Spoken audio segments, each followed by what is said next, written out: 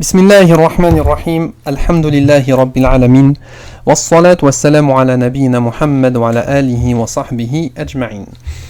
Nous poursuivons dans l'explication de Sourate An-Naba et aujourd'hui nous allons expliquer la partie numéro 5 dans laquelle Allah subhanahu wa ta'ala nous décrit les bienfaits du paradis que les gens pieux auront, Inch'Allah, après leur mort. Depuis le début, nous avons vu l'introduction de la sourate, nous avons fait connaissance avec cette sourate en parlant du nombre de ces versets, que c'était une sourate mécoise, de ses différents noms et du thème principal qui est Al-Qiyama, donc qui est le jour de la résurrection. Dans la partie numéro 1, Allah subhanahu wa ta'ala nous parle des polythéistes qui s'interrogent à propos de la résurrection. Dans la partie numéro 2, Allah subhanahu wa ta'ala nous décrit ces signes et sa création qui font office de preuve qu'Allah subhanahu wa ta'ala est capable de faire que la résurrection ait lieu et elle arrivera bi'idhnillah. Dans la partie numéro 3, Allah subhanahu wa ta'ala nous décrit les événements terrifiants du jour de la résurrection. Dans la partie numéro 4, Allah subhanahu wa ta'ala nous décrit le châtiment des transgresseurs et de ceux qui démentent ce jour terrible. Et notamment Allah subhanahu wa ta'ala il nous décrit que ces gens-là ne goûteront ni au repos ni à la fraîcheur et qu'ils auront comme boisson une eau bouillante et du pu qui sortira de la peau des gens de l'enfer. Plein de choses vraiment qui répugnent et des choses qui sont affreuses. Et en contrepartie, Allah subhanahu wa ta'ala il nous décrit les récompenses des gens pieux, des muttaqin. Et Allah subhanahu wa ta'ala nous dit Inna lil muttaqina mafaza. Inna lil muttaqina mafaza. On va mettre la traduction. Donc, pour les pieux, ce sera une réussite.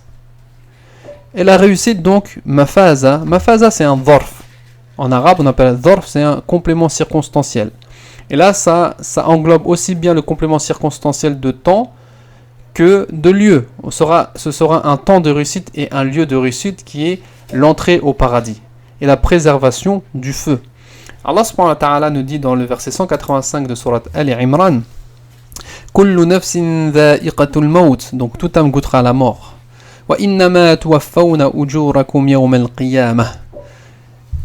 Et c'est seulement le jour de la résurrection que vous recevrez votre entière rétribution.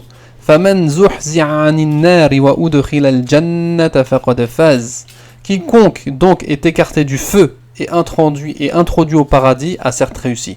Donc c'est cette réussite que l'on parle dans ce verset-là. Pour les pieux, ce sera une réussite, c'est le fait d'être préservé de l'enfer et introduit au paradis. Et parlons de ceux qui vont avoir cette récompense. Al-Muttaqun. Al-Muttaqun, donc les gens pieux. Et les gens pieux, ce sont ceux qui craignent Allah subhanahu wa ta'ala et qui mettent entre eux et Allah subhanahu wa ta'ala, ils mettent un obstacle. Entre eux et la colère d'Allah subhanahu wa ta'ala, ils mettent un obstacle qui les protège. D'accord ? Et pourquoi ils font ça ? Parce que justement, ils croient en ce jour. Ils croient en l'invisible et au jour de la résurrection. Et ils croient au paradis et à l'enfer.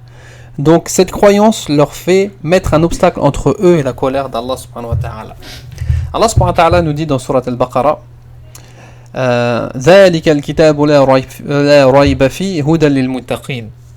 Donc le Coran est un livre au sujet duquel il n'y a aucun doute. C'est un guide pour les pieux. Et qui sont ces pieux? Allah subhanahu wa ta'ala il nous les décrit, nous dit الَّذِينَ يُؤْمِنُونَ بِالْغَيْبِ وَيُقِيمُونَ الصَّلَاةَ وَمِمَّا رَزَقْنَاهُمْ يُنْفِقُونَ. Ces pieux, ce sont ceux qui croient en l'invisible. Donc première caractéristique des pieux, ce sont ceux qui croient en l'invisible. Donc ils croient au jour de la résurrection. Et accomplissent la salat et dépensent dans l'obéissance d'Allah ce que nous leur avons attribué. Donc pour ceux, les pieux, qui croient en la résurrection, qui croient en Allah, qui croient au prophète sallallahu alayhi wa sallam et qui croient en la résurrection, il y aura une réussite qui est l'entrée au paradis. Et dans ce paradis, qu'est-ce qu'ils y trouveront? Ils y trouveront des jardins de vignes. Hada'iqa wa a'naba. Et là, Allah subhanahu wa ta'ala, il nous décrit des choses que l'on connaît, des choses qui attirent l'être humain. Des jardins aux arbres espacés. Hada'iq, c'est des arbres espacés. Plutôt que Jannah, Jannah, c'est un jardin dont les arbres sont dont les branches sont entrecroisées. Hein, si on prend une vue d'au-dessus, quand on parle de Jannah, quand on prend une vue d'au-dessus, on ne voit pas le sol. Parce que les arbres sont vraiment serrés. Alors que lorsque l'on parle de Hada'iq, Hadiqa, quand on prend une vue de au-dessus, on voit le sol parce que ces arbres sont espacés. Il y aura des arbres fruitiers. Et subhanallah, on se rend compte que quand il fait beau, tout le monde sort dans les parcs. Tout le monde aime se balader dans les parcs. Et là, on aura également dans ces parcs-là, dans le paradis, on aura des vignes, des champs de vignes, des champs de raisins. Et vous pouvez voir que c'est vraiment très très beau, un champ de vignes, masha'Allah. Ensuite, ça n'est pas tout. D'autres surprises. Allah subhanahu wa ta'ala nous dit وَكَوَاعِبَ أَتْرَابًا وَكَوَاعِبَ أَتْرَابًا. Donc ça, c'est traduit de la façon suivante: et des belles au sein arrondi d'une égale jeunesse. Donc, si on prend la définition en arabe de cette expression وَكَوَاعِب, al-kawa'ib en arabe, ce sont des jeunes femmes. Ce sont des jeunes femmes. D'accord? Et atraba qui auront toutes le même âge. Donc il n'y aura pas de différence d'âge pour les femmes du paradis. Il n'y aura pas une qui sera meilleure que l'autre. Hein? Et subhanallah, il est cité dans différents livres de tafsir que l'âge des gens du paradis sera de 33 ans. Et il est cité également que les femmes Hurul 'Ain, elles auront toutes 16 ans. C'est pour ça qu'on parle de Kawa'ib. Wallahu ta'ala a'la wa a'lam, en sachant que les femmes de ce bas monde qui ont un mari, elles seront plus belles que les Hurul 'Ain au paradis aux yeux de leur mari. Ensuite, qu'est-ce qu'on a? On a des coupes débordantes.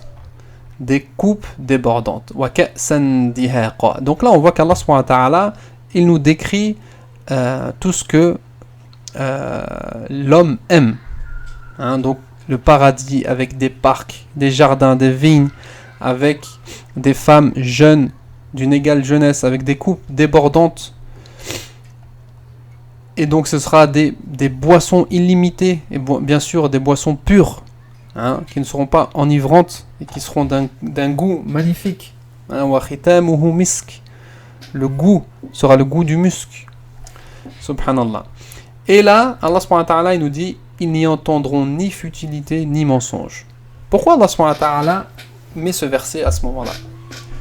Parce que on peut penser que la scène qui est décrite est un peu malsaine si on compare avec ce que l'on vit dans ce bas monde. Donc réussite dans un parc avec des femmes, avec des boissons, ça peut nous faire penser à ce qu'on connaît dans ce bas monde, hein, des fêtes ou des regroupements de personnes dans des parcs. Et là Allah subhanahu wa ta'ala, il nous dit non. Donc il n'y aura aucune futilité et aucun mensonge, c'est-à-dire qu'il n'y aura pas de mauvaises paroles. Et pour ceux qui s'imaginent une grande fête, que le paradis c'est une grande fête, non, il n'y aura pas de musique ou de choses comme ça. D'accord? Au contraire, pas de futilité, les gens ne vont pas se lâcher,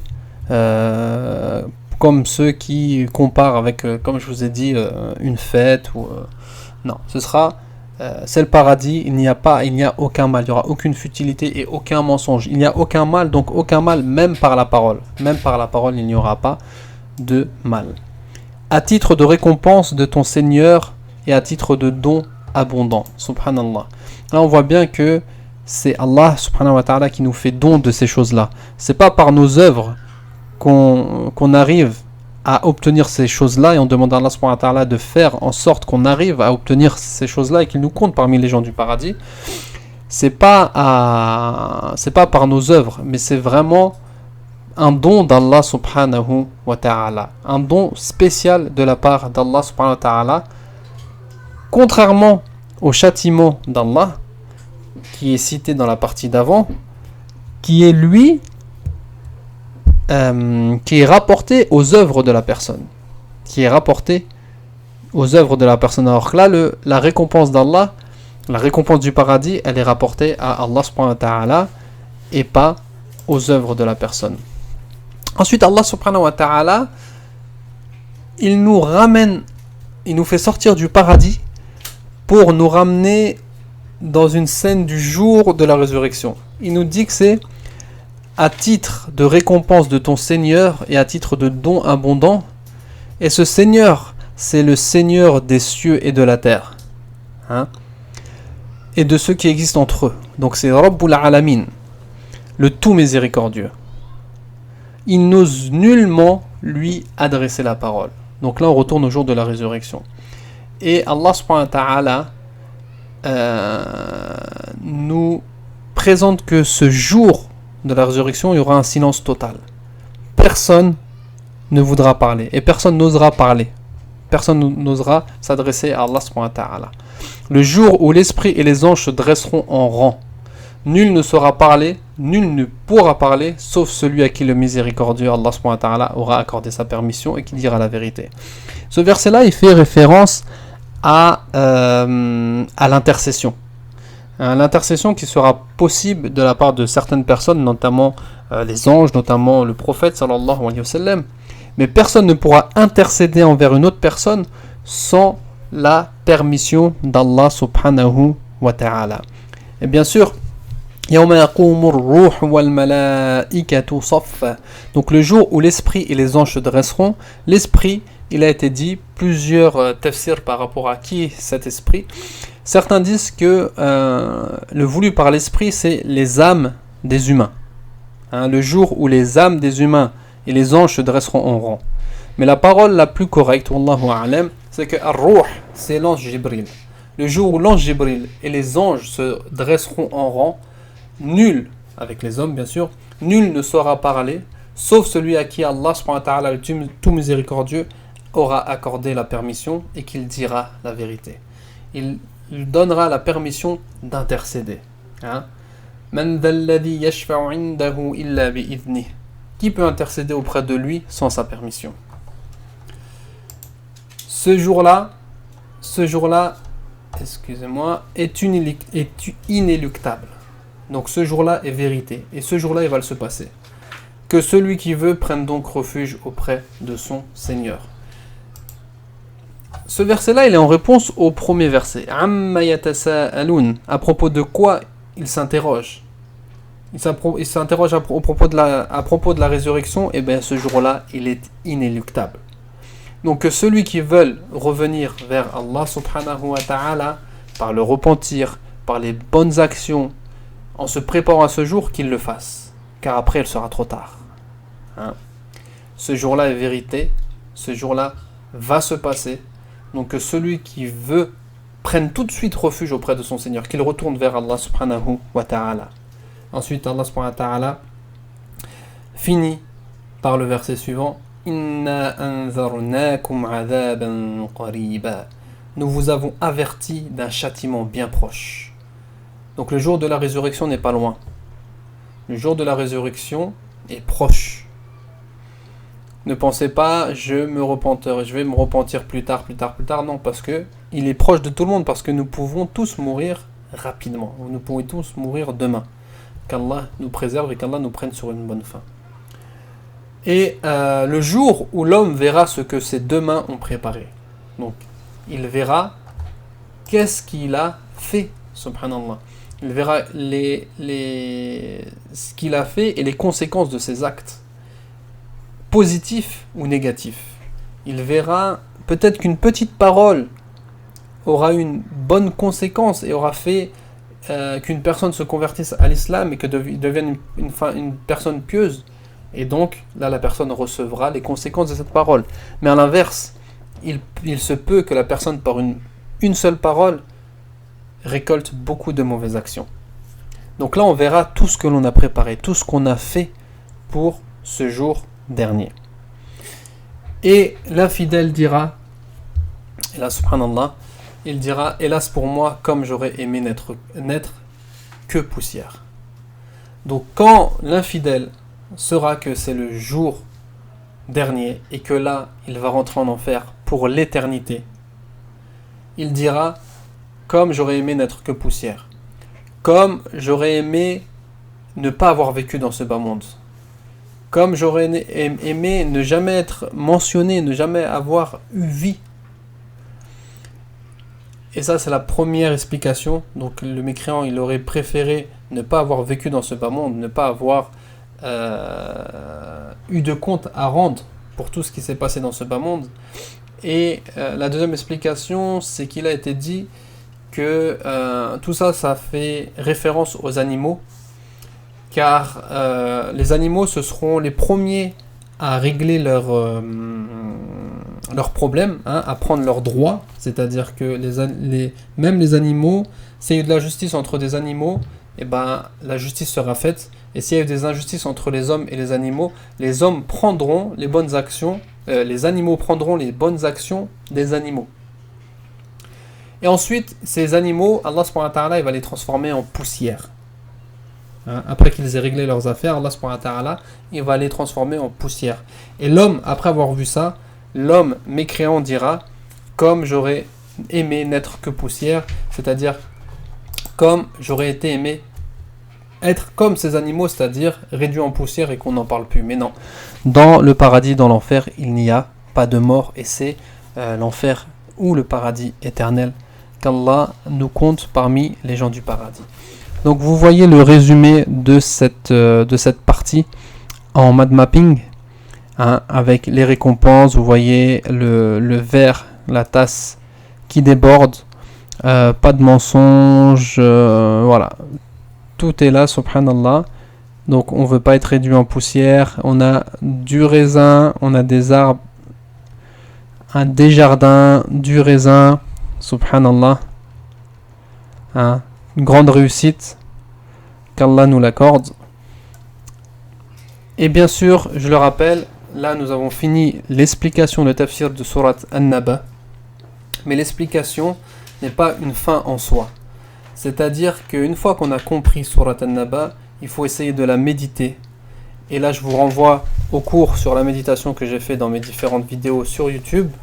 Et il faut également essayer de trouver comment on peut mettre en pratique cette sourate dans notre quotidien, et notamment notre croyance au jour de la résurrection. Wallahu ta'ala a'la wa a'lam. Subhanaka Allahumma wa bihamdika ashhadu an la ilaha illa ant astaghfiruka wa atubu ilayk. Barakallahu fikum wa salamu alaykum wa rahmatullah.